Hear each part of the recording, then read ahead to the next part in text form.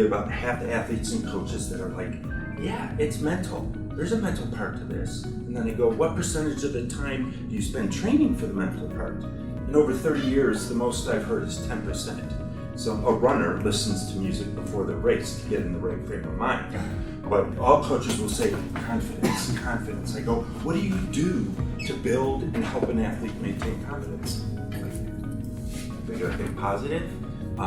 It's not that easy. The over-identification as an athlete in and of itself wreaks total havoc and is at the heart of the psychological issues. They get stuck on a particular thing and they're just like, I can't get over it.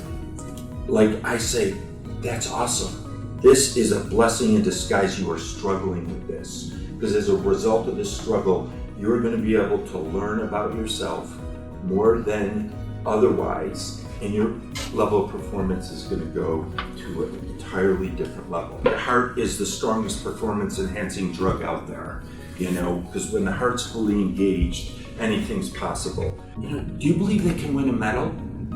And he was like, yeah. I said, do they know that? No. I said, why not? Because I don't want to let them slack off. I don't want them to be lazy. So the three of us met together, so to the athlete, what do you think your coach thinks about you? Do you think you're podium material? And she was like, no. I said, you want to hear from your coach about that? I guess that's why we're here. So the coach shared that, and it just led to inspiring that athlete, where everywhere from her cool down to her work ethic in the weight room and on the ice, her dietary habits improved, and she won a gold in the 1,000 meters a month after having mono. The single most important foundation of confidence is the degree to which the athlete feels you believe in them. That takes care of so many issues. I see swimmers and runners in particular coming to me, their confidence is down, they're dreading practice, and they're just overtrained.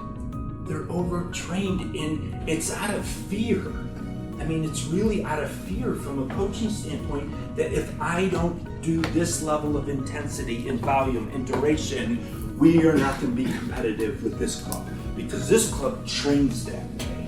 And it's all out of insecurity, it's all out of fear. And for some coaches, because their athletes are a reflection of them, their ego's too involved, they have to ensure that their athletes are going to make them look good, even if it requires driving them into the ground.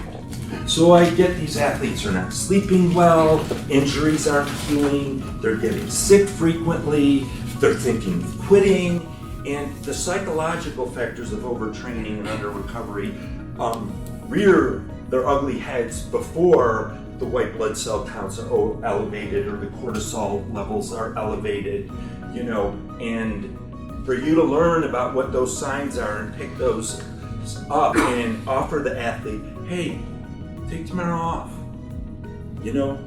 Let's try some sofa training. There's only certain athletes I say this, and sometimes it's after years.